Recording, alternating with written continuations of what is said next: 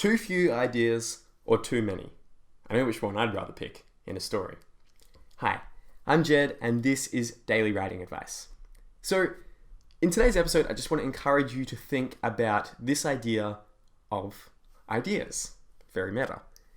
In fantasy books in particular, I often find that the ones that stand above the rest of the pack are the ones where the author has crammed, in many ways, almost too many ideas into that book.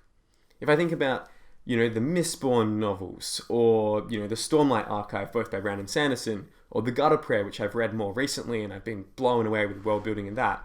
These are all books where the author could have quite easily just taken one element from that story, just one element, and then written a whole book about that one element.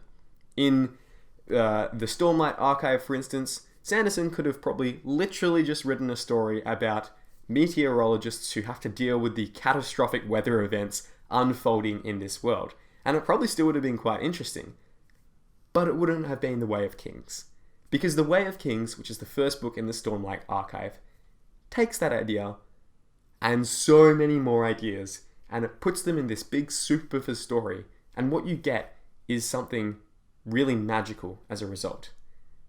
Take The Colliery, for instance. If you have a book with too few ideas, it's probably going to be pretty easy to identify as a reader. Those are the kind of books where you feel like it was padded out, you feel like the author was just trying to make their word count, you feel like it maybe would have functioned better as a novella rather than a novel. And I've got nothing against novellas. In fact, Fires of the Dead, which is the first book that I've published, is a novella, and I love the art form.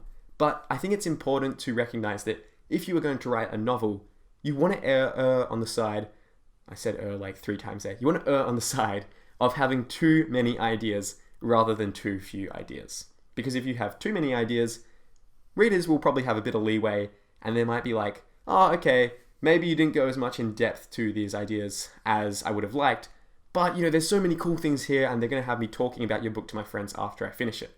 Whereas if you have too few ideas, it's probably going to be quite a negative response from the readers. So that's our episode. Make sure you have a ton of ideas in your books. Now go and write extraordinary stories. I'll see you next time.